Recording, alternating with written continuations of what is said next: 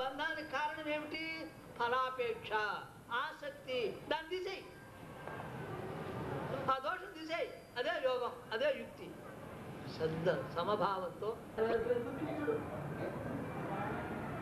ద్వంద్వాలు ఉందే వాని స్థిరబుద్ధిని కదిలించలేదు. అది కావాలి. ఇట్లానే యోగం అంటే. ఇంటి యోగి ఈ జన్మలో ఉభవ సుకృత దుష్కృతే విహాయ, పుణ్యం పాపాలు రెండింటికి లోను కాడండి. పుణ్యం వచ్చిందనుకో దేవతా జన్మ, సుఖాలు వస్తాయి. పాపం వచ్చిందనుకోండి దుఃఖాలు వస్తాయి. సుఖము బంధకారణమే, దుఃఖము బంధకారణమే. అందుకని రెండింటిని దాటిపోతాం. వాడి బుద్ధిని రెండు కత్తిరించలేవు. ఇటు యోగికి పుణ్య పాపాలకు అతీతుడు అయిపోతాడు. వీడు జీవిస్తున్నా కర్మలు చేస్తున్నా కర్మవాడు బంధించడు. ఒక ఆయన విదేశం పోయాడు. అక్కడ పనసపండు చూశాడు. ఇక్కడ చెక్కు పెద్ద 2 పనసపండు తెచ్చాడు. మీ ఇంటి తెచ్చి మీకు ఎదురుగా పెట్టాడు. మరి స్నేహితులు అందరూ చేరారు. కొత్తది కదా, కోసి అందరూ పెట్టాలి. గబగబా కత్తెత్తుకున్నాడు. దాన్ని కోసి ఇట్లా ఎత్తుకుంటే చెయ్యంతా ఆ పాలు బంక, నోటికి వచ్చుకుంటే నోటంతా బంక. ఎక్కడ చూసినా బంకే. ఆ పండు రాదు కదా, మొత్తం బంక. ఇట్లా అల్లాడుతున్నాడు. ఇంతలో మీ ఊరు నుంచి ఒక ఆయన వచ్చాడు. ఆ సమయానికి ఏంద్రా ఇట్లా చేస్తున్నావు, ఇటుగా నా పనసపండు కోసేది అని గిన్నెలో నూనె తెమ్మన్నాడు. ఆ నూనె చేతికి రాసుకున్నాడు. ఆయన కోసాడు. ఎక్కడ బంకండలా పనసపండు పండు కోసింది ఇస్తే అందరికి ఉన్నారు. అందరికి ఇది యోగం. ఆయన కర్మ చేశాడు, ఈయన కర్మ చేశాడు. ఆయన అంటుకునేట్టుగా చేశాడు. అంతా నాది నాదని, ఈయన అంటకుండా నూనె పూసుకో. ఆ విధంగా నువ్వు ఫలాపేక్షగా నూనె పూసుకోవు. ఈ ఫలం త్యక్త్వా మనీషిణ బుద్ధిమంతుడు. ఎవడైతే బుద్ధిమంతుడు ఉన్నాడో వాడు నిష్కామ కర్మం ద్వారా సమత్వ బుద్ధి కలిగి ఫలాపేక్ష లేకుండా కర్మల కలిగిన ఫలాల మీద ఆసక్తిని వదిలిపెట్టి ఫలం త్యక్త్వా అంటే ఫలం మీద ఆసక్తిని వదిలిపెట్టి జన్మబంధం కర్మలు చేస్తాడు. అప్పుడు వాడికి జన్మం లేదు, బంధం. వాడికి పుట్టడం అనేటువంటి శరీరం అనే బంధం నుంచి విడుబడి ఉంటాడయ్యా. విడుబడి ఏమవుతాడు? జన్మబంధం విముక్త అనామయం పదం గచ్చంతి. అంటే ఆమయం అంటే ఇగో సంసారం, పుట్టడం చావడం, జబ్బు, అది లేనటువంటి సంసార రోగం లేనటువంటి ఆ బ్రహ్మ పదం మోక్షం, దాన్ని పొందుతాడయ్యా. ఇలా కర్మయోగాన్ని చేస్తే ఇలా పొందుతాడు. యదాతే మోహగలిడం బుద్ధిర్యతి తరిష్యసి తదా గంతాసి నిర్వేదం శ్రోతవ్యస్య శృతస్య చ. అర్జున, ఎప్పుడైతే నీ బుద్ధి మోహం నుంచి వ్యతితరిష్యతి, మోహ కలిలం, మోహం అనే ఉరికి నుంచి బయటపడుతుందో, కాలుష్యాన్ని దాటిపోతుందో దాన్ని తొక్కకుండా, అప్పుడు నువ్వేం చేస్తావు? శ్రోతవ్యస్య శృతస్య. వినదగినవి ఏవైతే ఉన్నాయో అవి, వినులు ఏవైతే ఉన్నాయో అవి, ఈ 2 విషయాల మీద విరక్తి. నువ్వు వినదగినవి విషయభోగాలు ఇంతవరకు విన్నివి, ఈ భోగేశ్వరాల మీద నీకు విరక్తి కలుగుతుంది. దేహం నేను అనుకోవడం, దేహ సంబంధమైన వీళ్ళందరూ నా వాళ్ళు అనే అభిమానం ఏదో అది మోహానికి లక్ష్యం. అభిమాన బుద్ధి మోహానికి లక్ష్యం. ఇక్కడ ఒక విషయం మనం గుర్తుంచుకోవాలి. భార్యాభర్తల మీద అభిమానం మోహ లక్ష్యం అంటే వీళ్ళందరూ వదిలిపెట్టాలన్నా అభిమానం వదిలిపెట్టాలి. ఆయన ప్రేమ కలిగి, ప్రేమ భక్తిగా వదిలించాలి. అది నిస్వార్థమైనటువంటిది, ఫలాపేక్షమైనటువంటిది ప్రేమ. కాబట్టి మనం ప్రేమించు, కానీ అభిమానించాలి. ఎక్కడ అభిమానిస్తావో, నీకు 4 పిల్లలుంటే ఏమిటి అభిమానిస్తావో, తెచ్చిన మంచి వస్తువులతో వాడికే ఎక్కువ పంచుతావు. ద్వేషాలు వచ్చేసి. కాబట్టి అభిమానం బంధానికి కారణం. అభిమానించదు, ప్రేమ. అందరినీ ప్రేమించు అని చెప్తున్నాడు. అభిమానించదు దోషం, అదే మోహం. ఏమిటి మోహం అంటే? విపరీత భావన. ఒకటి ఉంటే ఇంకోటిగా అనుకోవడం. నేను చెప్తున్నామే, అసత్యాన్ని సత్యం అనుకోవడం, దుఃఖాన్ని సుఖం అనుకోవడం, ఇవన్నీ.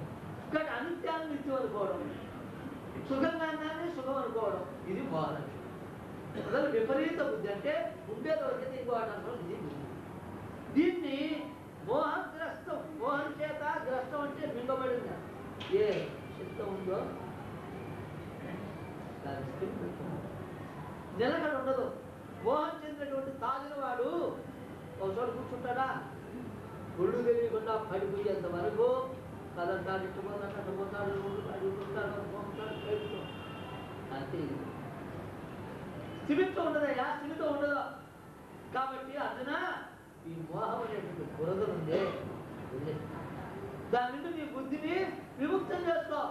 ఎప్పుడు విముక్తం చేసుకుంటావో అప్పుడు నీ చెప్పిన సమత్వ బుద్ధిని యోగం అప్పుడు నీకు అప్పుడు అది అవ్వాలంటే ఇదిగో సాధన.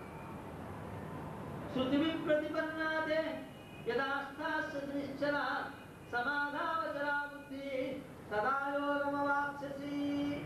అబ్బాయి, శృతి అంటే వేదం. విప్రతిపన్న నానా విధాలైన అర్థవాదాలు చెప్పాను ఇందాక. దీనివల్ల దృష్టి, దానివల్ల దృష్టానం, దీన్ని విని విని నీ మనస్సు విక్షేపానికి ఉంది. అది ఆదేయడం, ఇది పోతే నాకు ఇది పోయింది అటుపోయింది. ఇలా ఈ వేదంలో చెప్పిన కర్మకాండాలు విని విని విని అవి చేయాలని ఇటు అటు మనసు రాదు. అటువంటి నీ బుద్ధి పరమాత్మ జ్ఞానం నిలవదయ్యా. అటువంటి బుద్ధి పరమాత్మ జ్ఞానంలో నిలవదు.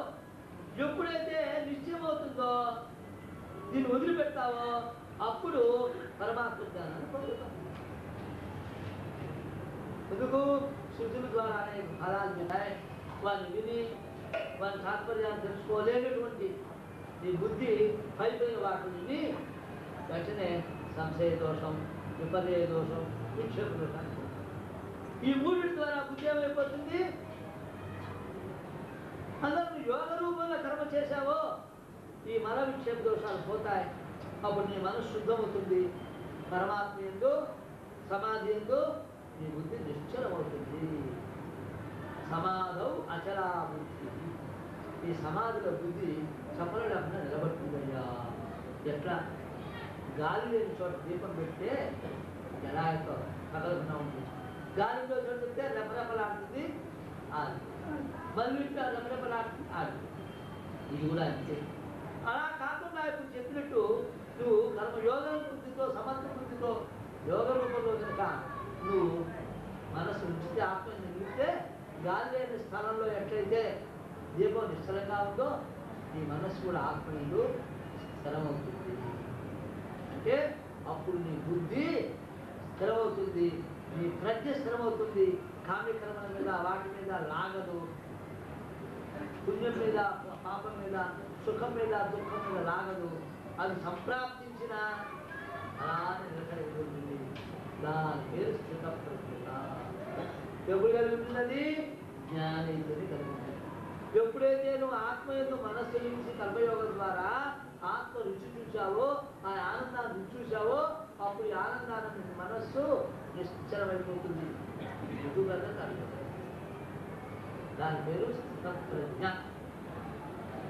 అప్పుడు నువ్వు స్థిత ప్రజ్ఞుడు అవుతావు.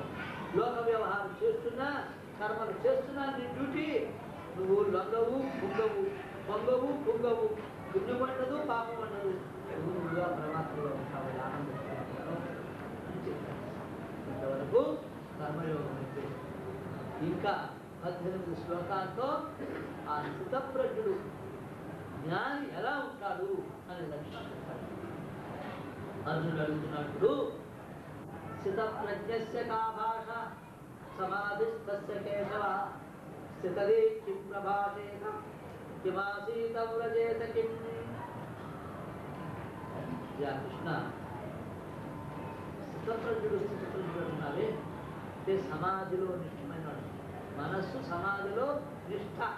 ఆ గతి నివృత్తం అంటే గతి అంటే అలా నడవడం, ఒక చోట కూడా చక్కగా కప్పుతాను. దాన్ని నివారించడం అంటే ఒకే బుద్ధి సమాధిలోనే ఉండడం, అటువంటి కదలకుండా దాన్ని నిష్ఠ అంటారు. ఆ సమాధిలో నిష్ఠ కలిగినటువంటి బుద్ధి వాడిని ఏమంటారు? స్థితప్రజ్ఞుడు అంటారు. అది అందరూ నేను సమాధిని పొందా, నేను జ్ఞానైపోయా, నాకు ఆత్మసాక్షాత్కారం కలిగిందంటారు. మరి వాళ్ళు లోకంలో వ్యవహరిస్తూ అంటారు. వాళ్ళని ఎట్లా గుర్తుపెట్టారు? దానికి వాళ్ళు గుర్తుపెట్టాలంటే కొన్ని లక్షణాలు చెప్తున్నారు. దాన్ని బట్టి గుర్తుపడతా. ఫలానా ఎవరయ్యా అంటే మార్కండేయ మంత్రులు అడిగా ఊర్లో ఇలా పోవయ్యా అది రేపు ఇంటి ముందు ఖాళీ ఉంటుందని గుర్తులు పెట్టారు. చూసి మార్కండేయ గుర్తు పెట్టారు. ఆ విధంగా దీన్ని గుర్తులో ఉన్న నాకు లక్షణాలు చెప్పు. ఆయన ఎలా ఉంటాడు? ఎలా ఉంటాడు? కిం ప్రభాషేత ఏం మాట్లాడతాడు? కిం ఆసీత ఎలా వ్యవహరిస్తాడు? కిం రజేత ఎలా ఆయన ఎలా అని సమాధిని పొందినవాడు స్థిరమైనటువంటి ప్రజ్ఞాని. వాడు స్థితప్రియుడు. వాడు ఇతరులతో ఎలా వ్యవహరిస్తాడు అతను తెలుసుకోవడం ఎట్లా? ఇక్కడ దీంట్లో స్థితప్రజ్ఞస్య కామాశ సమాధిస్థస్య కేశవ అని కేశవాన్ని పెడుతూ ఉంటాడు. దేవుడు కేశవానికి అర్థం మధుసూదన సరస్వామి గారు అంటారు ఆయన గీతా భాషలో కా ప్లస్ ఆ ప్లస్ ఈశా కేశవ. కా ప్లస్ ఆ ప్లస్ ఈశా. కా అంటే బ్రహ్మ. కా శబ్దంతో బ్రహ్మకు వాస్తవం. ఆ అంటే విష్ణువు. ఈశా అంటే మహేశ్వరుడు. ఈ త్రిమూర్తి యొక్క స్వరూపం. ఈ త్రిమూర్తులు నీళ్ళలో ఉండవు. ఈ త్రిమూర్తి యొక్క స్వరూపం వేరు. ఈ త్రిమూర్తులు కూడా నీలో ఉన్నావు, నీ రూపంలో ఉన్నావు. అటువంటి వాడు కాబట్టి నా ప్రశ్న సమాధానం. ప్రతివాడు స్థితప్రజ్ఞుడు కావాలని గీత యొక్క లక్ష్యం, ఉద్దేశం. అందువల్ల దీన్ని బాగా మననం చేస్తే మనం దీన్ని అమల్లో పెట్టుకోవడానికి. అందుకని గాంధీ మహాత్మా ప్రతిరోజు నిత్య ప్రార్థన చేసేవాడు. దాంట్లో ఈ స్థితప్రజ్ఞ లక్షణాలు ప్రతిరోజు చదవాల్సిందే. ఆచార్య వినోబా కూడా దాన్ని అనుసరించాడు. అంతేగా దీని మీద స్థితప్రజ్ఞ దర్శనం ఇంత వస్తున్నారు వినోబా. కాబట్టి ఇక్కడ సమాధిస్థస్య సమాధిలో ఉండేటువంటి వాడు అని ఒక ప్రయోగం చేశాడు. ఏమిటి సమాధి? యోగంలో సమాధి ప్రాణాపాన వ్యానాలంతా బంధించిన కూర్చొని శరీరం కదలకుండా, ఇది సమాధి. హఠయోగంలో యమ నియమ ఆసన ప్రాణాయామ ప్రత్యాహార ధ్యాన ధారణ సమాధి. అది కాదు ఇక్కడ. ఆ యోగ సమాధి కాదు ఇక్కడ చెప్పింది, జ్ఞాన సమాధి. ఎందుకు? యోగ సమాధి అయితే వాడు ఎలా మాట్లాడి ఎలా నడుస్తాడు, సమాధిలో నడుస్తాడా? అలాగే సమాధిలో ఉండేవాడు అంటున్నాడు. సమాధిలో ఉండేవాడు నడవడు. వాడు యోగ సమాధిలో ఉండేవాడు శరీరం అంటే ఉంటుంది. అందుకని ఇక్కడ జ్ఞాన సమాధి. జ్ఞానం ద్వారా సమమైన పరబ్రహ్మను బుద్ధి మనస్సు పొందితే అది సమాధి, జ్ఞాన సమాధి. కాబట్టి జ్ఞాన సమాధి ఇది సహజ సమాధి. యోగ సమాధి నువ్వు ప్రయత్నపూర్వకంగా చేసుకున్న సమాధి. ఎప్పుడైతే దాంట్లో బయటకు లేస్తావో మనస్సు విచలమైపోతాడు. జ్ఞాన సమాధిలో వాడు అలా కూర్చోడు. వాడు చూసేదంతా బ్రహ్మమే. అంతా బ్రహ్మమయం రే రే అంతా బ్రహ్మమయం అన్నాడు ఆయన. ఆ కావేరీ తీరంలో ఉండేటువంటి సదాశివుడు వాడికి అంతా వాసుదేవ స్వరుడు. ఎక్కడ చూసినా వాసుదేవుడు కనిపిస్తాడు.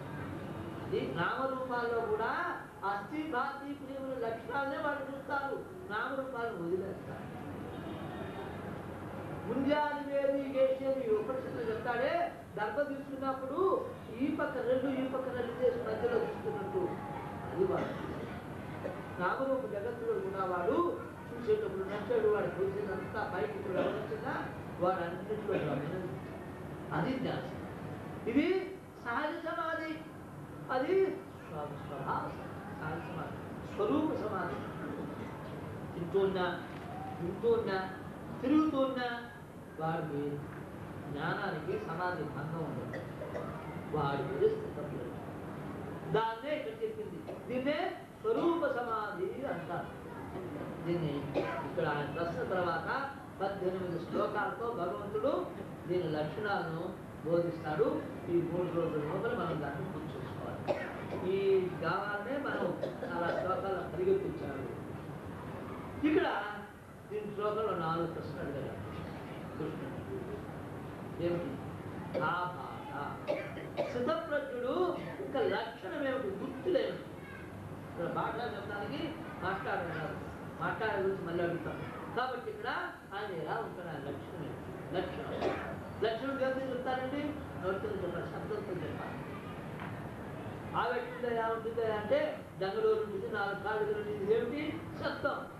దీని ద్వారా మీరు వాటి గుర్తించాలి. కాబట్టి లక్షణం అంటే శబ్దం, అంటే లక్షణం. ఇక్కడ భాష అంటే లక్షణం. వాడు ఎలా ఉంటాడు? కిం ప్రభాషేత, వాడు ఎలా మాట్లాడతాడు? వాడు మాట్లాడతాడు. కిమాసీత, ఎలా ఉంటాడు? ఇక్కడ కూర్చోవడం కనుకోవడం ఎలా ఉంటాడు? ప్రజేత కిం, బాహ్య విషయాలలో, శబ్దాది విషయాల్లో వాడి ప్రవర్తన ఎట్టుంటుంది? లోక వ్యవహారంలో ఈ 4 విషయాలను నాకు చెప్పవలసింది అంటూ అర్జునుడు ఇక్కడ అడిగాడు. దీని మీద భగవంతుడు చెప్తున్నాడు, ప్రజహాది యదా కామాన్ సర్వాన్ పార్థ మనోగతాన్ ఆత్మన్యేవాత్మనా తుష్టః స్థితప్రజ్ఞస్తదోచ్యతే. యదా సర్వాన్ మనోగతాన్ కామాన్ ప్రజహాతి.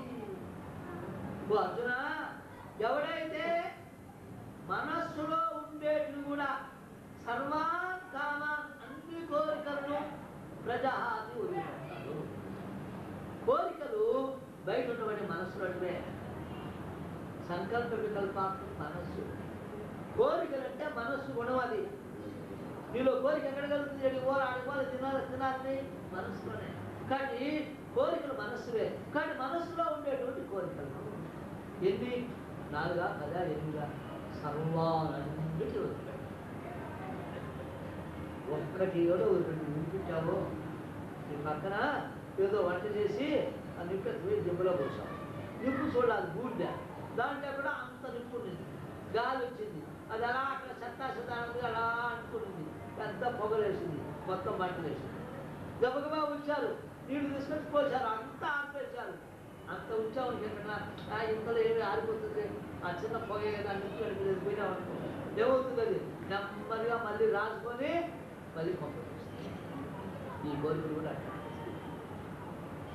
ఓ పాత్రలు తోముతావు, ఈరోజు వంట చేసుకున్నావు, తిన్నావు, ఆ పాత్రలు తోముతావా లేదా? తోమేటప్పుడు ఆ సోమరితనంతో పైకి తోమేసి ఈ ఒక్కరోజు లేకపోతే రేపు పొద్దున్న తోలుతాంలే అని కనుక దాంట్లో వంట చేస్తే ఏమవుతుంది? వాసన, అది ఆహారం పాడైపోతుంది, తింటే విరోచనాలు. దేవుడే ఒక కోరికను వదిలిపెట్టావో నిన్ను మళ్ళీ దొబ్బలు. అందువల్ల సర్వాన్ కామాన్, స్థితప్రజ్ఞుడికి నిజంగా అన్ని కోరికలు పెట్టాలి. వాడు నాకు ఇది ఉండాలి, అది ఉండాలి, నేను ఉండాలి, ఏమి ఉండవు, కోరికలే ఉండకూడదు. సర్వాన్ కామాన్, అన్ని కోరికలు వదిలిపెట్టి ఏం చేయాలి? ఎట్లా వదిలిపెట్టాలి? జహాతి అలా, అజహాతి, పూర్తిగా నిశ్శేషంగా వదిలిపెట్టాలి. జహాన్ని వదిలిపెట్టాడు. ప్రాణేటుడు ఉపసర్గకు ప్రకర్షేణ అని అర్థం. పూర్తిగా నిశ్శేషంగా ఏమి అంత కూడా ఆపగించంతా కూడా కోరిక లేకుండా మొత్తం మనస్సు నుంచి బయటకు నెట్టిపారేయాలి. ఇప్పుడు అంటే ఏమవుతుంది? వ్యాక్యూమ్. రుక్మిణికి ఒకరోజు అసూయ, దేన్ని చూసి? మురళిని చూసి. మురళి పిల్లలు ఇది ఎప్పుడు పెట్టుకుంటాడు వద్దండు, నన్నైనా వదిలేస్తాడు, మంచంలో పడుకునేటప్పుడు కూడా నాకు దూరంగా జరిగినప్పుడు ఎప్పుడు బొడ్డులో దొరుకుతుంటాడు, చేతిలో ఉంటుంది, బొడ్డులో ఉంటుంది. దీన్ని వదిలిపెట్టి నేను ఎప్పుడూ చూడలే. ఇంత ప్రియురాలు నన్ను వచ్చి దొంగలు యుద్ధం చేసి రథంలో రాకపోయినాడు, దీన్ని మాత్రం ఇంత గట్టిగా పట్టుకున్నాడే. ఇది ఏమి చేసిందో, మంత్రం ఏమన్నా చేసిందా, మాయ ఏమన్నా చేసిందా, దీన్ని అడిగి తెలుసుకొని మనం కూడా ఇవి వసూలు చేసుకోవాలి భర్తను అనుకుంటాం. అయితే అడగాలనుకుంటుంది, ఆయన వదిలిపెట్టడే, ఎప్పుడు చేతులలో బొట్టు తీసుకు వెళ్తాయి అంటాడు. అందుకని భగవంతుడు కూడా అందరి సంకల్పాలు చూసేవాడు. ఈమె సంకల్పం ఎట్లో తెలిసిపోయింది ఆయనకు. ఒకరోజు కావాలనే మధ్యాహ్నం అలా పట్టుకొని, చేతులు పట్టుకొని అలా పట్టుకొని ఇలా వదిలేసి అది కాస్త బొడ్డు తప్పుకుంటారు. పోతానే చూస్తూ ఎందుకు అట్లా చూసేసి మంచి కానీ ఆ పిల్లల గురువు ఎక్కిపోయింది. రూలు ఎక్కి గడియేసుకుని జాడేసేస్తారు. పిల్లల గురువు మాకు ఇష్టమైన నల్లనైనా నువ్వేం వచ్చి చేసావు, మంత్రం వేసావా, మాయ చేసావా, నేను మందు మాకంటారే మందు ఏమైనా పెట్టేసావా, అలా ఏదైనా ఉంటే నీకు 101 కొండలతో పాలతో అభిషేకం చేస్తా. ఆ మందు ఏదో నాకు చెప్పు, ఆ మంత్రం ఏదో నాకు చెప్పు, నేను స్వాధీనం చేసుకుంటాను అని చెప్పాను. అది అనేది నా మంత్రం మాకేమంటావా, ఇదో తీసుకోరావు, నిలువుగా పెట్టి చూడు. ఏముంది ఈ కోసం చాకసి గొడవలు ఉంది. ఎదురుకు గడుపులు ఉంటాయి. ఆ గడుపులు ఉంటాయి పాటలు. అందరూ ఏం చేస్తారు, గడుపును కొట్టేస్తారు, ఖాళీ చేసేస్తారు. ఖాళీ చేసేసి ఇలా హోల్ చేస్తారు. అప్పుడు నువ్వు గాలి ఉంది వీటిని తెలుస్తూ ఉంటే దాని మీద శబ్దం వస్తుంది. నాలో ఉండిందంతా ఖాళీ చేసేసా, నేను వ్యాఖ్యం ఏమి లేకుండా అయిపోయినా అదే నా మంత్రం, నా మాయ. నాలో గడుపులు ఉన్నాయనుకో ఆయన పాట వస్తుందా, పాట రాదనుకో నన్ను పెట్టుకుంటాడా, ఆయన పాట మీద ఇష్టం, నేను దాన్ని వాయిస్తా, అందులో పెట్టుకుంటాడు, ఎందుకుంటాడు కాదు. ఆ విధంగానే నీలో ఉండే కామం, రోగం, లోపం, మదం, ఎన్నున్నాయ గుణాలు అన్ని ఖాళీ చేసాయి, నిశ్చయం ఉన్నవిగా. అప్పుడు ఎప్పుడు నేను కృష్ణుని దగ్గర ఉంటాను. కాబట్టి మనం కూడా ఆ విధంగా అన్ని ఖాళీ చేసేస్తే లోపల ఉండేటివి అన్ని కోరికలు ఉన్నప్పుడు ఏమవుతుంది, మనసులో కోరికలే లేవు. మనసు అంటే ఏమిటండి, సంకల్ప వికల్పాలు, కోరికలు. ఉల్లిపాయలో ఒక పొర తీసేస్తారా, ఆఖరికే ఉంది ఏమి లేదు. అలా సంకల్పాలు ఒక ఊరికి తీసేసావో మనస్సు లేదు, ఆ మనస్సు. కాబట్టి అన్ని కోరికలను పూర్తిగా ఎప్పుడైతే వదిలిపెట్టారో చాలా ఇది విధివాక్యం. శాస్త్రం విధివాక్యం, నిషేధవాక్యం రెండు ద్వారా జ్ఞానోపదేశం చేస్తుంది. సత్యమే పలుకు విధివాక్యం, కళలో కూడా అబద్ధం చెప్పద్దు నిషేధవాక్యం. కానీ చెప్పినప్పుడు అన్ని కోరికలను వదిలిపెట్టు, ఇది నిషేధం. ఆత్మన్యేవాత్మనా తుష్ట, ఈ మనస్సును లోపలుండే పరమాత్మలోనే నిలుపు, అక్కడ ఆనందాన్ని అనుభవించు. ఇది విధి, అది నిషేధం. తోసేయడం, ఇది పట్టుకోవడం. కొంత నెట్టాలి, కొంత పట్టుకోలేదు. ఇది ఇలా ఇలా చేస్తాడు. తనలో ఉండేటువంటి మనసులో ఉండేటువంటి అన్ని కోరికలను నెట్టేసి మనస్సును పరమాత్మ దేవుడు ఏం చేస్తాడో వారు స్థితప్రతిని జనరల్ లక్షణం చెప్పాడు. చెప్పాడు సంపూర్ణంగా వదలాలనుకుంటున్నాడు. సంపూర్ణంగా ఎప్పుడు వదిలాడు, ఏమి మనసు అక్కడ లేదు కాబట్టి లోపల ఉండేటువంటి ఆనంద స్వరూపమైన ఆత్మ ఉందే ఆటోమేటిక్ అనుకోవాలి. గాఢ నిద్ర, దీనికి ఉదాహరణ సుషుప్తి అంటే గాఢ నిద్ర. జాగ్రత్తలో ప్రపంచం ఉంది, అన్ని వ్యవహారం ఉంది, కొడుకు పిల్ల వ్యవహారం అవి ఇవి అన్నీ ఉన్నాయి. స్వప్నంలో కూడా నీ కళల్లో వ్యవహారం ఉంది. ఏడా మనస్సు ఉంది, విషయాలతో సంబంధం పెట్టుకొని. ఆడా మనస్సు ఉంది, నువ్వు ఊహతో సంబంధం పెట్టుకొని, ఊహా పదార్థాలతో. అక్కడి నుంచి గాఢ నిద్రకు పోయినావు, అక్కడ ఏమి లేదు, మనస్సు కూడా. సుషుప్తి అవస్థలో మనస్సు ఉంది, ఎలా ఉంది, జడమై కూర్చుంది, జడంగా ఉంది. మనస్సు మాత్రం అసలు లేకుండా పోలే, జడంగా ఉంది. కరెంటు లేకపోతే కానీ జడం అలా. ఇప్పుడు ఏమైంది, మనస్సు ఎప్పుడైతే ఇక్కడ సంకల్ప వికల్పాలు లేకుండా అది అందో అక్కడ ఏముందయ్యా లోపల అక్కడ హృదయ సంనివిష్ట, హృదయంలో పరమాత్మ ఉన్నాడు. ఆయన స్వరూపం ఏమిటి, ఆనందం. ఆ ఆనందం నీకు లభించింది. అందువల్ల లేచిన తర్వాత హాయంగావు కానీ గాఢ నిద్రలో ఎవడన్నా దుఃఖపడ్డట్టు చెప్పగలడు ఎవడైనా? కలలో చెప్పచ్చు, గాఢ నిద్రలో ఎవడని చెప్పాడా? అయితే అక్కడ అజ్ఞానం ఉంది. అందువల్ల అది సమాధి కాదు, స్థప్రతి కాదు. మేలుకుండేటప్పుడు, వ్యవహారంలో ఉండేటప్పుడు ఆ స్థితి కలాలి మనస్సు. అదే అంటే మనస్సు ఎప్పుడైతే ఇది చెప్పినట్టు ఈ పనులన్నీ మానేసింది ఆత్మ లోపలికి పోయిందో అక్కడ ఉంది ఈ ఆనందం. కాబట్టి ఆ ఆనంద అనుభూతిని కలిగింది. ఆత్మనే ఆత్మ. ఇప్పుడేమైంది? సృష్టి కలిగింది. సృష్టి అంటే తృప్తి. ఎంతవరకు మానవుడు సృష్టి కలగలేదో అంతవరకు కోరికలు ఉంటాయి. నామం పెట్టుకోండి. నీకు ఈ పొద్దు ఎక్కడన్నా పోయి ఒక బిర్యానీ తినాలనుకున్నావు. పోయి ఒక ప్లేట్ బిర్యానీ తెచ్చి ఇచ్చాడు. కోరిక కాబట్టి పోయా అక్కడ కూర్చున్నావు, తిన్నావు. మళ్ళీ ఇంకోటి ఆర్డర్ ఇచ్చావు, ఇంకోటి టిక్ కొట్టావు. ఎంతవరకు? ఎప్పుడు తృప్తి అయిపోయిందో మళ్ళీ ఏం సార్ అంటే ఏమవుతుంది అంటాం. తృప్తి కానంత వరకు కోరుకుంటుంది. కాబట్టి నీ మనస్సు వీటన్నిటినీ వదిలేసి ఎప్పుడు నీలోనే ఉండేటువంటి ఆత్మలో, ఆత్మ చింతనలో మననం చేసి నిధిధ్యాస అయిపోతుందో మనస్సు ఏమైపోయింది? అమనస్కమైపోయింది. కోరికలు సంకల్పాలు లేవు. వికల్పాలు అయితే మనస్సు లేదు. అదేమైపోయింది? పరమాత్మలో లీనమైపోయింది. ఉన్నా కూడా స్తబ్దం అయిపోయింది. అప్పుడు ఉండేది ఆ పరబ్రహ్మం. నా లక్షణం సత్తు చిత్తు ఆనందం. ఆనందం తన స్వరూపం. ఆనంద ఘనుడు ఆయన. ఆ ఆనందం ఇక్కడ నీడవలే అనుభవిస్తుంది. మేలుకుంటాడు. దీని మీద రామతీర్థ ఒక అద్భుతమైనటువంటి సైన్స్ ఆఫ్ కాంగ్రెస్లో అమెరికాలో ఉపన్యాసం ఇచ్చాడు. ఆయన కంప్లీట్ ఆఫ్ రామతీర్థ ఇంగ్లీష్లో ఉన్నాయి. మరి దాని కనుక మీరు చదివితే దాంట్లో వస్తారు.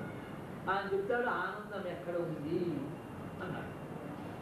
బయట విషయాల్లో ఉందా అని చెప్పుకొని ఆనంద యాత్ర అని చెప్పాడండి. ఒక ఆయన పిల్లవాడు, చిన్న పిల్లవాడు పుట్టాడు. మీకు వాడు అలా దూగాడు, నవ్వుతుంటాడు. తల్లి ఎవరు వచ్చినా తల్లి కనిపిస్తుంది అనుకోండి పక్క పక్కనే అవుతూ ఆనందపరుచుకుంటాడు. వాడికి ఎక్కడుంది ఆనందం? బొమ్మలు ఆడుకుంటాడు. తల్లిని చూస్తే చాలు అన్ని మర్చిపోతాడు. దోగాడుతూ తల్లి కలుసుకుంటాడు. వాడికి ఆనందం ఎక్కడుంది? తల్లిలో ఉంది. ఇంకొంచెం పెరిగాడు. మనం బొమ్మలంటే అది కాలం కోరుకున్నాయి కదా, ఆ బొమ్మల మీద ఆ బొమ్మలు ఆడుకుంటాడు. తల్లి వస్తుంది చూడడు. ఒరే ఆకలి రా, నీకు అంత అన్నం పెట్టాలి కదా. ఇప్పుడు ఆనందం ఎక్కడుంది? తల్లిని మర్చిపోయాడు, అన్నం మర్చిపోయినాడు, పాలు మర్చిపోయినాడు. ఆకలి బొమ్మల మీదనే ఉంది. ఇంకొంచెం పెరిగాడు. పెరిగిన తర్వాత చదువు మీద పడ్డాడు. తను మంచి ఫస్ట్ క్లాస్లో డిగ్రీలో పాస్ కావాలి. ఒరే 12 అయిందిరా, 1 గంట అయిందిరా, నిద్రపోవాలి, అన్నం దాకా. అన్నం లేదు, గది లేదు, బొమ్మలు లేదు. వాడికి చదువు మీద పడ్డాడు. యోగుడు నా ఓటు పనికిమానవాడైతే ఈ కాలం నా వర్షం ఇచ్చాడు. మనిషిని సంఘాన్ని భ్రష్టు పట్టించాడు నా వర్షం. ఎంత పనికిమాన పనులు ఉద్దేశం చేస్తాయంటే అవి ఇంగ్లీష్ నా వర్షం అంత ఉంటాయి. అవి కూర్చొని రాత్రి మొదలు ముందు వేసుకుంటాడు. అది ఎత్తుకుని నటించేవాడు ఏ పక్కనే చూడు. అదే వాడి ఆనందం. అది అయింది. ఉద్యోగానికి వచ్చేసాడు. ఏం చేస్తారు? వివాహం చేశారు. వివాహంలో చేశాడు. ఎవరి మీద ఆనందం? భార్య చూస్తే ఆనందం. భార్యను అమ్మగారికి ఏమన్నా అనిందో 4 చీవాట్లు పెడతారు అమ్మను. నాన్నేమన్నా అన్నాడు ఇంట్లో వాళ్ళు 4 చీవాట్లు పెడతారు. ఇంకా ఇదైంది భార్య లేవయా ఇల్లు మనం హాయిగా ఉంటామని అనుకోండి. ఇంతవరకు పోషించిన తల్లి తండ్రి వాళ్ళు మూలపడి వాళ్ళు తిండి లేకపోయినా ఇగో 1000 రూపాయలు చేస్తా అని చేసుకో కదా. వృద్ధాశ్రమం అదే వస్తుంటారు. స్వామి మా తల్లి ఉంది, 2000 ఇస్తాం మీ ఆశ్రమం పెట్టుకోండి. ముసలితనంలో మేము అన్ని ఉంది కూడా వాళ్ళని తప్పాలి. ఈ విధంగా అప్పుడు ఏమైంది? వాడికి భార్య అంటే ఆఫీస్ 6 గంటల 5 గంటలలో పరిగెత్తి వచ్చేసాడు. అంతే భార్య మాట్లాడు. ఆ భార్యకు ఒక పిల్లవాడు పుట్టాడు. ఇప్పుడు దేని మీద ఉండే ఆనందం? ఇలాగా చిచ్చిందని తిమ్మిందని తల్లిదండ్రులు లేడు, తల్లిదండ్రులు భార్య.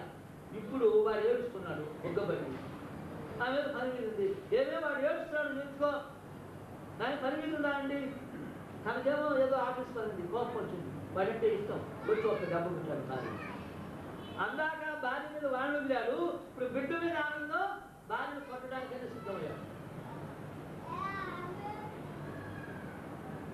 ఇంకా కొంతమంది ఉండే నగరాలు వ్యవహారాలు మీరు పేపర్లో చూడవచ్చు.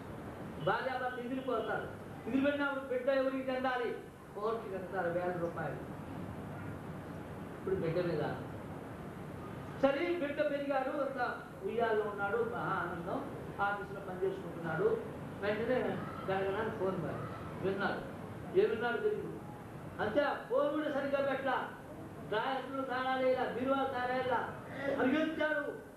ఎంత మనసులో వికారంతో పరిగెత్తి సైకిల్ ఎత్తుకున్నాడు మోటార్ బైకు. ఎంత స్పీడ్ పోతున్నాడో ఎదురుగా అసలేం తెలియదు. ఆయన ఆవేశం చూసి అందరూ వాడు తప్పుకుంటున్నారు. పరిగెత్తి వచ్చాడు. ఇంటికాడికి వస్తే జనం చేరిపోయినారు. భార్య అందరినీ కాళ్ళు పట్టుకుంటుంది. నా కాప ఎందుకు ఆ ఇల్లు కాస్త తగలదు. దాంట్లో పిల్లవాడు నిద్రపోతున్నాడు. చుట్టూ నింపు వచ్చేసింది. లోపలికి పోవడానికి దేవుడు రాదు, బయట ఇంజన్లు రాలేదు. ఆమె ఉంటుంది, అయ్యా కాపాడు కాళ్ళు పెట్టుకుంటాడు. వీడు వచ్చాడు, చూచాడు, వీడి మీద పడింది, రుప్పుతుంది, రోస్తుంది, కాపాడుకుంటుంది. వీడు అట్టుపోతాడు, మంట పరిగెత్తిస్తాడు.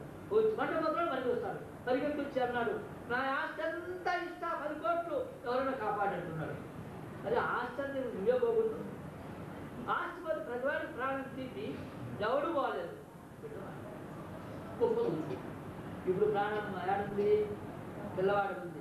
నిజంగా పిల్లవాడు ఉందా? పిల్లవాడికి తను పోయి దూకేస్తున్నారా? తను కలిపి అయినా పర్వాలేదు, కానీ తన ప్రాణం లేదు. రామతీర్థ అంటాడు, ఈ ఆనందం యాత్ర చేసిందయా, నిజమైన ఆనందం ఇక్కడుంది, ఎక్కడ శరీరంలో కాదు, లోపల. అది ప్రయాణిస్తుంది. ఏమిటి నీలో ఉండేది? ఆత్మ, పరమాత్మ, పరబ్రహ్మం, హృత్పుండరీకం, పురజం విశుద్ధం, విచింత మధ్య ఉత్తం, హృది సన్నివిష్ట. నీ హృదయంలో దగ్గరలో పరమాత్మున్నాడు. ఆయన లక్షణం ఆనందం. కానీ ఆనందం ఎక్కడుంది? ఇంట్లో ఉంది. కాబట్టి ఆత్మన్యేవాత్మనాదృష్ట. బయట లేదయ్యా, ఇవి ఇంటికి వదిలేసి నీలో ఉంది. మనస్సును అక్కడ పెట్టు. ఒక చూపు ఇచ్చేసావో చుట్టూ ఆ తృప్తి అయిపోయింది. తృప్తి అయిపోతే మళ్ళీ దాని జోలికి పో. ఎంతవరకు తృప్తి కాలేదో ఏమండి, మరి 4 బాటలు సగా తృప్తి వచ్చేసాడంటే తాత్కాలికంగా తృప్తి అయింది. రేపు పరిగెత్తున్నాడు ఆ బాబు, అది తృప్తి కాదు. తృప్తి అయితే మళ్ళీ పోకూడదు. మళ్ళీ మాట్లాడిన బారిపోతున్నాడు. 10,000 చేతుల్లో ముగించుకున్నాడు. ఎక్కడ? చెట్టు కాకలో. మళ్ళీ పొద్దున ఇంట్లో ఏదో వ్యక్తిలో పరిగెత్తున్నాడే. తృప్తి అడిగింది ప్రపంచంలో ఎక్కడ లేదు. తృప్తికి లక్షణం ఏమిటి? మళ్ళీ ఇష్టానికి కూడా ఉందంట. ఆ తృప్తి ఆత్మని నీలో ఉంది. మనస్సును ఎప్పుడు నీలో ఉంచుతావో ఆత్మని ఏమో చెప్పాడు.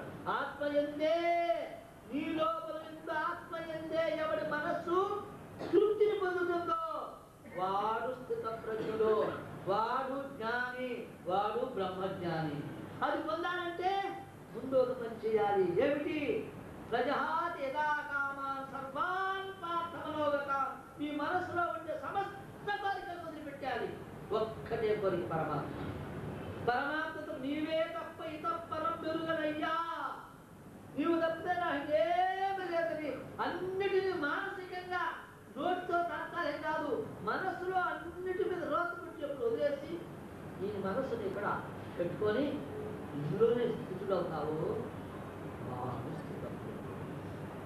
స్థితప్రజ్ఞోచ్చుతే, అప్పుడు స్థితప్రజ్ఞుడు అని చెప్పబడతాడయ్యా అని ఇక్కడ స్థితప్రజ్ఞుడు గురించి చెప్పాడు. మొదటి లక్షణం ఈ స్థితప్రజ్ఞ అని చెప్పాను కదా, విధి నిషేధం. శాస్త్రం ఎప్పుడు దాన్నే విధ్వంస పద్ధతిని ఒకటి, విధాయక పద్ధతిని ఒకటి అంటారు. విధివాక్యాన్ని విధ్వంస పద్ధతి అని కూడా అంటారు శాస్త్రంలో. అంటే ధ్వంసం చేయాలంటే అన్ని చేసి పారే ఇంట్లో నుంచి. నీ కోరికలన్నీ మనసులో చేసి బయటపడాలి. విధ్వంస పద్ధతి మనసును ఆత్మ నుంచి విధాయక పద్ధతి. ఈ రెండు ద్వారా ఇక్కడ లక్షణాలు చెప్తారు. కాబట్టి ఇలా ఉన్నప్పుడు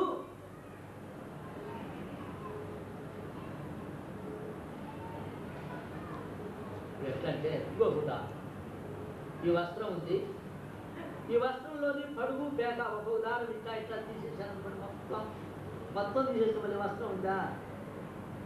అలానే మనసులో ఉండేటువంటి కోరికలన్నీ ఒక్కొక్కటి అన్నింటి తీసేస్తే వృత్తిహీనం మన కృత్వాలకి ధ్యానాల గురించి చెప్తూ శాస్త్రంలో మనసులో వృత్తులు ఉన్నాయే, సంకల్ప వికల్పాలు, ఈ వృత్తులన్నీ తీసేయి. వృత్తిహీనమే ఒకటి కూడా ఉండకూడదు. మనసు నటించదలసిందే, మళ్ళీ దాని గురించి ఆలోచించాలి. అప్పుడు నీలో ఉండేటువంటి దాన్ని ఆ పరమాత్మ వస్తారు. కాబట్టి ప్రజహాతి ప్రకర్షేణ జహాతి ప్రజహాతి అన్నింటారు. అంటే అర్థం ఏమిటి? ఇక్కడ శుభవృత్తి అశుభవృత్తి రెండింటి వదిలిపెట్టాలి. పుణ్యము పాపం రెండింటి వదిలేయాలి. రెండింటి జన్మనిచ్చేటివే. ఇది సుఖాన్ని ఇస్తుంది, అది దుఃఖాన్ని ఇస్తుంది. అవి ఏమి పనికిరావు. కాబట్టి ఎలా వదలాలి? కవి గుడ్డలని దాంట్లో వెంటనే వచ్చాడు. ఈ బుద్ధి కదా గుడ్డ మురికేది మేమిస్తే ఇంత మట్టిలో మళ్ళీ కలుపుతాడావే అన్నాడు. గుడ్డ మురికి తీసేది మేమిస్తే ఇంత మట్టి దాంట్లో కలుపుతాడే, మళ్ళీ ఇంకా మురికేస్తాడే అన్నాడు. అయ్యా కాబట్టి కొంచెం పట్టి కూర్చో, ఒక అరగంట కూర్చో. దాన్ని పొయ్యి మీద పెట్టాడు, ఆవిరి పెట్టాడు, ఉడకలు. ఆయన తీసి అంటే నేను చూసుకాడు 4 మాటలు తీస్తే ఈ మచ్చలేదు కదా చల్లగా మళ్ళీ చూపుతుంది. తెలిసి చూపించాడు స్వామి. ఇప్పుడు ఏమంటాడు? అయ్యా ఇదివరకు ఉన్న మురికిని తీసేసా మురికిది. కాబట్టి అశుభ వాసనను అశుభవృత్తిని పోవాలంటే ఏం చేయాలా? మనస్సుకు జపము, తపము, ధ్యానము, పారాయణ, సత్సంగము ఇట్లాంటి వృత్తులు పెట్టాలి. ఇవి శుభవృత్తులు, శుభవాసనలు. వీటి ద్వారా వాటిని నెట్టేయాలి. నెట్టిన తర్వాత ఇది దానికి కనబడతాయి. ఎట్లయితే చౌడు బట్టి గుడ్డలను మురికి తీసేసి తాను కూడా పోయిందో. ఒక పిల్లవాడికి ముడి కూర్చున్నాం, నువ్వు పూసుకుంటూ పరిగెత్తాడు. అమ్మ అమ్మ నొప్పి కూర్చుందని రారాని కాలు పై ఒక సూది ఎత్తుకుంది. ఎక్కడ అనుకుంటున్నారు? ఏమే బుద్ధి ఉందా? ఇప్పుడే ముళ్ళు కూర్చొని నేస్తాను, ఇంకో ముళ్ళు తెచ్చామన్నాడు. కాస్త ఓపిక పట్టరా, ఈ ముళ్ళు ఏం చేస్తా చూడు అని కుట్టి ఎత్తేసి నొప్పిందా లేదని. ఆ ముళ్ళు నీకు నొప్పినిచ్చేది, ఈ ముళ్ళు ఆ నొప్పిని తీసి తాను కూడా బయటకు పోయింది. అశుభవాసనను శుభవాసన, సత్సంగం, ధ్యానం, జపం వీటి ద్వారా అశుభవాసన నెట్టేయాలి ముందర. ఆ తర్వాత పరమాత్మ ఎందు మనస్సును పెట్టి ఆత్మనాత్మకృష్ట అన్ని కోరికలు వదిలేసేది అశుభవాసన వదలడం, శుభవాసన వదిలేయాలి. వాసన విజయం కావాలి. వాసన క్షయము ఎప్పుడు జరుగుతుందో మనోనాశం. ఎక్కడ మనస్సు లేదో ఆ మనస్సు స్థితి అదే అదే.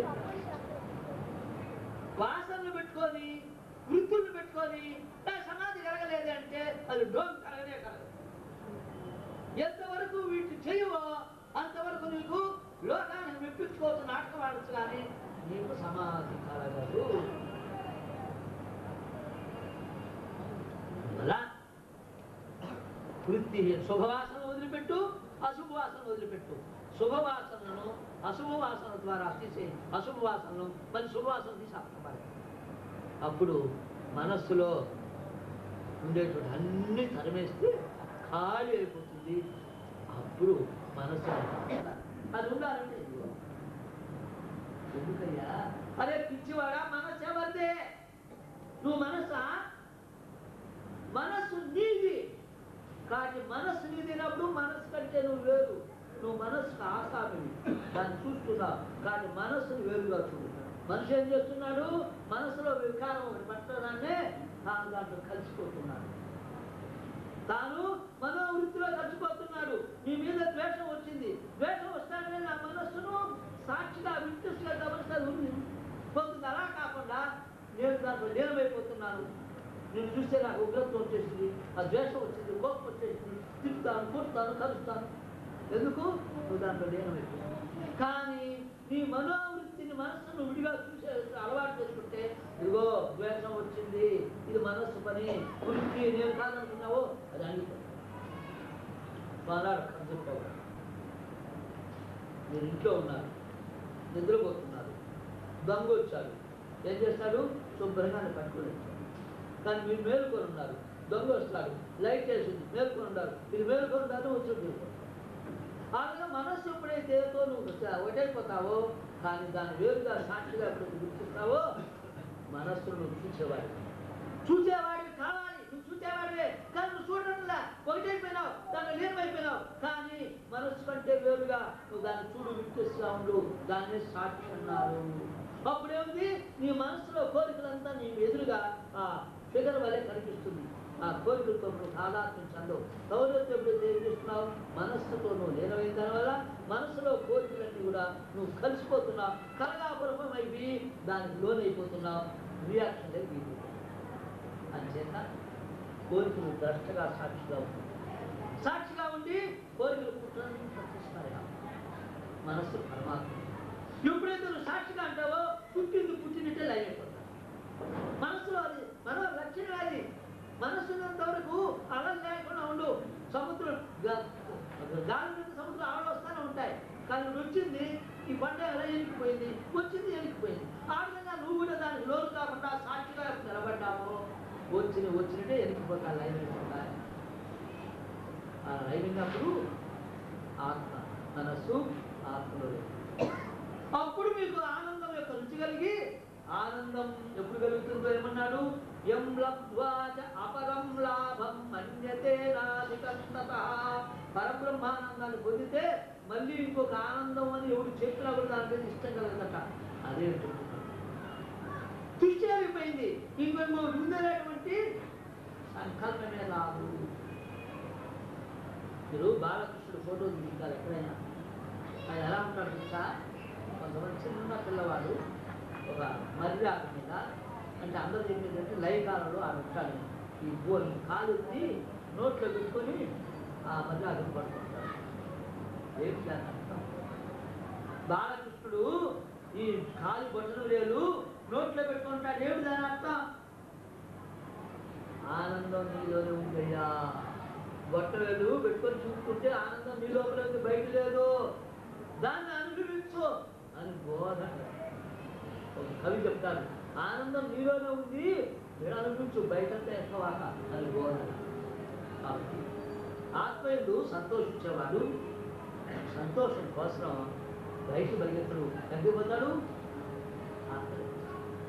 నీ ఇంట్లో కమ్మమైన రుచిమైన ఆహారం ఉంది, నీ ఇంట్లో నీ భార్య చేసిన నీ తల్లి చేసిన ఆహారానికి నీకు ఇష్టం, దాంట్లో ఆనందం నీ మనస్సు ప్రకారం. నువ్వేమేస్తావు? ఎడబరిస్తావు, హోటల్కి పోతావా? ఎందుకు? నీకు ఇక్కడి నుంచే తృప్తి. కాబట్టి నీకు ఎప్పుడైతే సంతోషం లోపలుందో బాగా వస్తుంది. లోపల రుచి లేదో నీ ఇంట్లో నువ్వు కోరిక ఇప్పుడు పెట్టడం, హోటల్లో పెట్టేస్తావు, బయట. కాబట్టి ఎంతవరకు లోపల భాష వస్తువుల మీద నీకు ఉందో అపేక్ష, అంతవరకు లేదు. కానీ దాన్ని వదిలిపెట్టు, లోపల పెట్టు. లోపల శుద్ధాంత చక్రంలో ఎప్పుడైతే ఆత్మ యొక్క అనుభూతి కలిగిందో నీకు సంతోషం అయిపోతుంది. మళ్ళీ నీకు ప్రపంచ విషయాలను సంబంధం పోవాలి. ఆనందం ఎక్కడిది? నీ లోపల ఊరేది. రామకృష్ణ స్వామి పదం వాడతాడు, ఆత్మానందం ఊరేదిరా, బయట నుంచి కూరేది కాదు. నోట్లో ఎక్కడి నుంచి కూరేది కాదు, బయట నుంచి లోపల ఊరేది నీలోనే ఉంటుంది. ఆత్మానందం నీలోనే ఊరుతాం. దాన్ని గుర్తుంచుకో. బయట నుంచి మోటార్ పెట్టిపోయాల్సిన అవసరం లే, కూరేది కాదు. అంటే బయట విషయాల నుంచి తెచ్చేది కాదు ఆనందం. ఆత్మనే ఆత్మనాథ, నీలోనే నువ్వు సంతోషపడాలి అంటూ చెప్తాడు.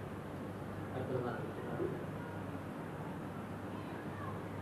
దుఃఖేష్వనుద్విగ్రమణ సుఖేషు విగతస్పృహ విరాగ భయక్రోధ సితధీముచ్యతే. దుఃఖేషు అనుద్విగ్రమణ. మన దుఃఖాలు వస్తే ఏమవుతాం? మన మనస్సు వ్యాకులం అయిపోతుంది. దేని రుచించదు, అలా మన మనస్సు వ్యాకులం. అది బయటకు చెప్పుకునేది కాదు. కానీ ఎవరికైతే దుఃఖాలు కలిగినా ఎవరి మనస్సు వ్యాకులం చెందదో, సుఖాలు కలిగినప్పుడు ఉద్వేగం ఆనందం పట్టణ వదులుతుంది. అలా వచ్చినప్పుడు ఆ మనస్సు అయితే ఉద్వేగాన్ని పొందదు. దుఃఖాల్లో వ్యాకులం చెందదు, సుఖాల్లో వంగదు. ఇది కావాలి అది కావాలి వాడికి కోరదు.